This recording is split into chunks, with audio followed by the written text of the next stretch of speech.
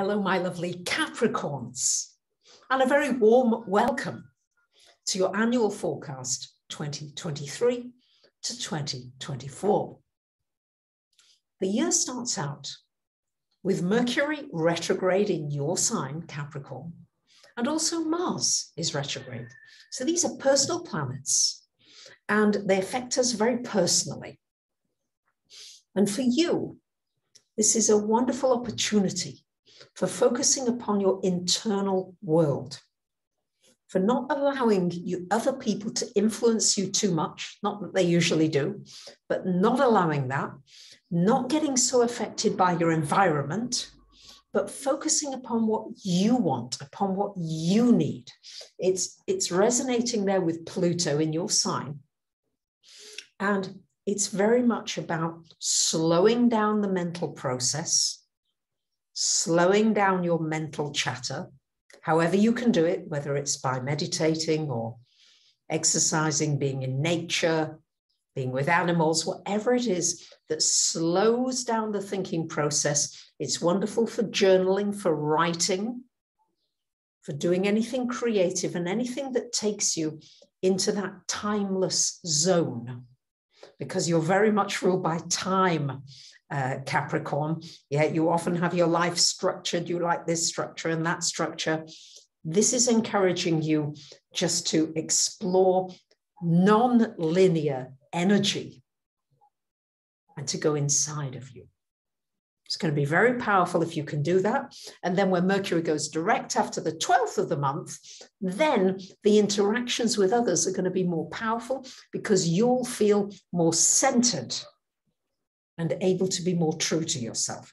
Not that you can't do it sooner, but this just is working with these energies so you can use it going downstream rather than upstream. Mars is retrograde in the 6th house until January the 18th. So don't be surprised if things feel on the external level as though they may be getting off to a slow start. It may take a while to build some momentum. You may feel as though you're ready and where's everybody else? Where are they? Make peace with that, surrender to that, and you take your own actions in what is important to you without expectation of what other people will do or respond. Now, Mars retrograde in the 6th house, wonderful time for reassessing the energy that you put into yourself. It's a really important time to recharge your batteries.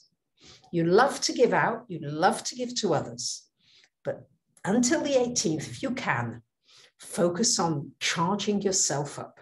Maybe you need extra supplements, vitamins. Maybe you need to upgrade your diet, your exercises, your meditation, whatever it is. Focus on filling yourself up. You know what it's like when your phone is saying 5% battery running out. But if it says 100%, feels great. See if you can get your batteries up to 100% by using this Mars retrograde and conserving your energy rather than spending it. Build it up. On March the 8th, that's the next big event, is Saturn, your ruler, will change sign, goes into Pisces. Been in Aquarius in your 2nd house for the last almost 3 years. And now for the next approximately 3 years, we'll be in the 3rd house. Now it's resonating with Neptune. And Saturn and Neptune actually go very well together if you know how to use those frequencies constructively. Neptune is the dream, is the thoughts, is the ideas. It's boundaryless. Saturn, your ruler, as you know, likes to create structure and wants to achieve. Now, in the 3rd house, this is going to be really good for creating powerful networks. If you want to connect up with people, you may be connecting people and bringing them together so that they can thrive and really grow. You may be connecting with new and exciting communities and people. It's also a wonderful time for getting a handle on your mind and your mental power and really using it for the good rather than dissipating the mental energy, you can really bring that into line and use it to accomplish projects, to launch businesses, to get successful financially, to do what you want to do, and to find your real purpose during these coming months. It's a really great combination. Love it for you. March the 23rd, Pluto begins to move out of your sign. It's been in your sign since 2008. In June, it will go back for another 6 months or so into your first house, but then by January of next year, it will be in Aquarius for the next 20 years, out of your sign. You may be saying, well, that's a big sigh of relief, and maybe it will be for many of you. Now, Pluto into your second house. This is about taking power with your financial situation. It's also about digging deep and finding more of those gifts inside of you, not giving up, not saying, oh, well, you know, I can't do that, and that's not me, and I'm too old now, it's too late. No, Pluto says, dig deep. There's more inside of you. There's gold and diamonds inside of you, and you're sitting on it.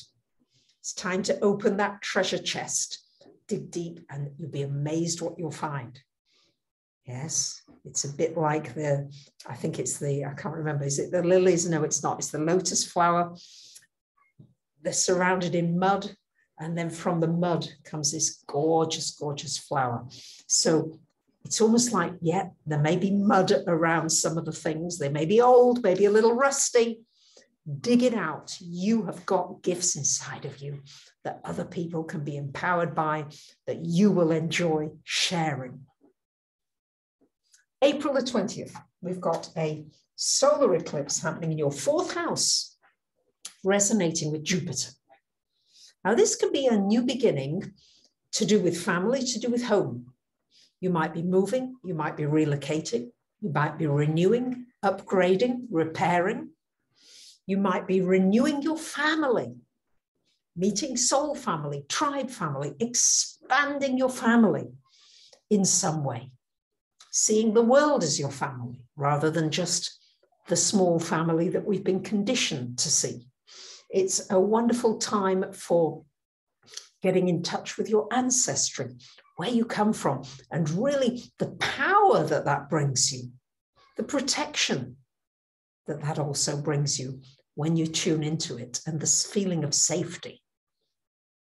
May the 5th, we've got a lunar eclipse happening in your 9th house. This is shining a light on your spiritual journey. It may take you traveling. It may take you traveling to other worlds, other galaxies, other perspectives. And it's an opportunity to raise your frequency, to learn more, to study more, to share your wisdom with others. May the 17th, Jupiter changes sign and will go into your 5th house. It's been in your 4th for a year. Then from May the 17th, for about a year, it'll be in the 5th house. What a wonderful placement, especially resonating with Uranus. This is so wonderful for new creative projects, for entrepreneurial projects, for starting your own business, for growing your own business, for having children, for doing anything with children, for bringing out the child in you, for finding the joy inside of you and sharing it. It's a very uplifting energy. It's inspiring. It's romantic. It's loving. There are many possibilities that can come from this if you will focus your attention upon being happy, joyful, and grateful. On June the 12th, Pluto does go back into your 1st house. This just encourages you to look back to even as far back as 2008 and look at the progress that you've made in this time period. It's been a hectic period. It's been profound. It's been transformative for many of you. But it's a real opportunity to look at how far you've come and to see how much you've changed and grown for the better. On October the 14th, we've got a solar eclipse happening in your 10th house. There may be new beginnings with a new career direction for some of you, and new beginnings with what you feel your purpose is, what you feel you've come to do. And you somehow, it's a blossoming of you, coming out, being seen more. On the 28th of the month, we've got a lunar eclipse in the 5th house, shining a light and saying, come on, Capricorn, find more of your creative gifts. You are exceptionally creative. You don't necessarily give yourself that credit. So share. What puts a smile on your face? Follow it, pursue it, enjoy it, and share it. The Mercury retrogrades during the coming year are all in earth signs. So it will be important for any of the ideas that you have, the magical ideas that you have, to take action steps, baby steps every day, so that by the end of the day, you feel as though you've been productive and you've achieved something. I really encourage you to do that. And for you, I think it's one of the easier signs for you to do it than some of the other signs. So there you have it, my lovely Capricorns. I wish you a very happy new year. Thank you for subscribing if you haven't already, for liking, for sharing, and for commenting. I read them all. Much love to you. Bye for now.